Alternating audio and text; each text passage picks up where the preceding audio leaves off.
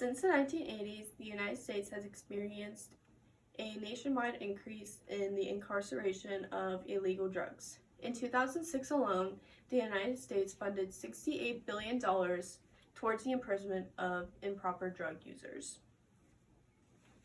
Due to this abundance, the United States is ranked the world's highest country for the imprisonment of people per day, where 2.3 million people are in prison each day. When we look at other countries, we see that they're using a more supportive system, while the United States strictly regulates its policy and uses a more enforceable system.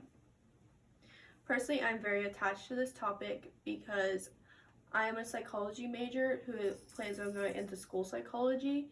Therefore, I strongly advocate for all people's mental health, and I believe everyone is deserving of being able to be the best that they can be in their lives.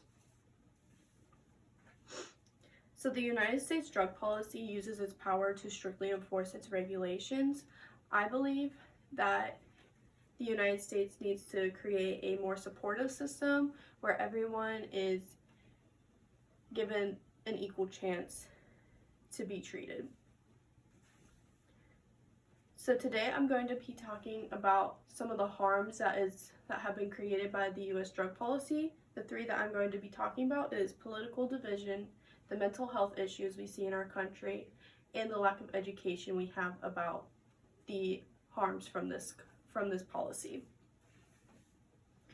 So the drug policy in the U.S. is another example of a government-controlled system. Meanwhile, it should be up to the people because it's the people's lives that is being harmed. There are many difficulties in race and income when it comes to the policy. Communities that have lower income or are more racially diverse we're seeing the most incarceration rates within those communities, and they just have a lack of resources such as rehabilitation centers, so they aren't getting the help that they need.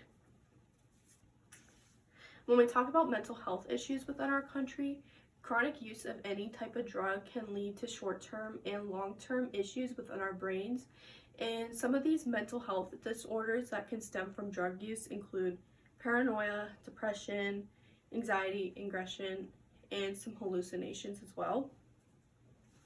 So here's a quote from the National Institute on Drug Abuse.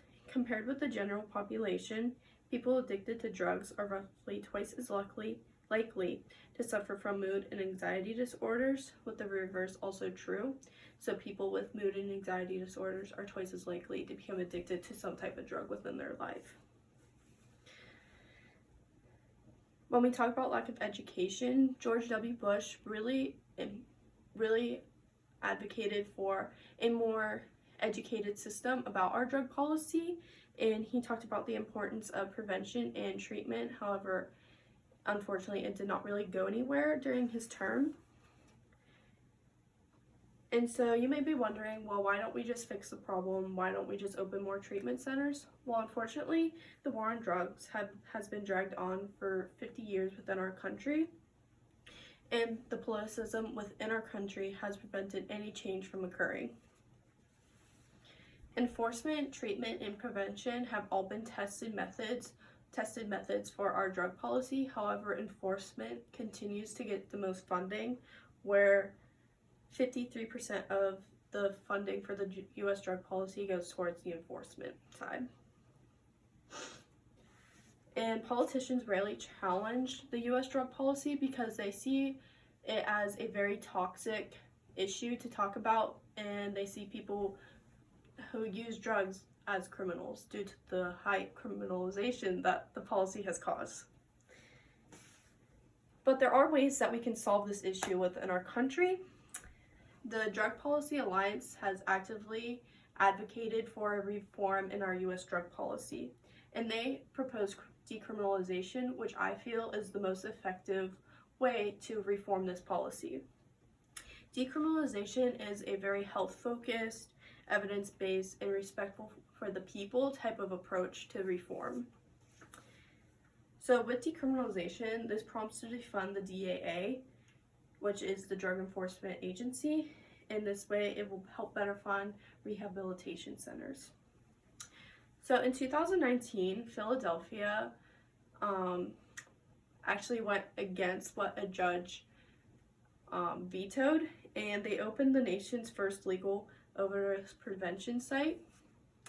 And so to explain a little more about an overdose prevention site, Switzerland was the first nation to open an overdose prevention site 30 years ago, and the statistics that have been caused due to this opening are honestly so amazing, because it truly saved people's lives in Switzerland. Not a single fatal overdose was reported during the whole opening of this overdose prevention site, and opioid-related deaths have decreased 60% since the 90s in Switzerland.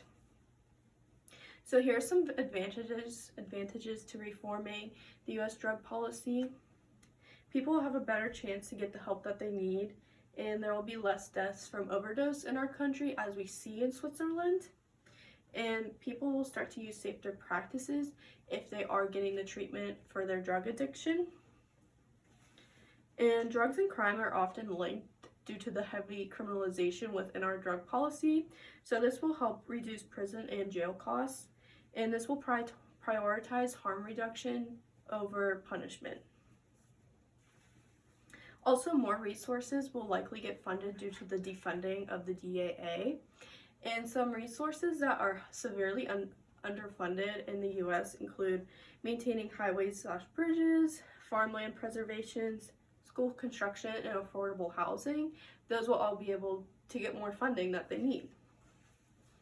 So today I spoke about the current issues from the U.S. drug policy and how we can reform that policy by the decriminalization of our U.S. drug policy. So a small way you can help reform our policy is by supporting rehabilitation centers, by donating money or some kinds of different resources to better house some people who are seeking treatment. And honestly, it will just help make these centers more well known. Thank you.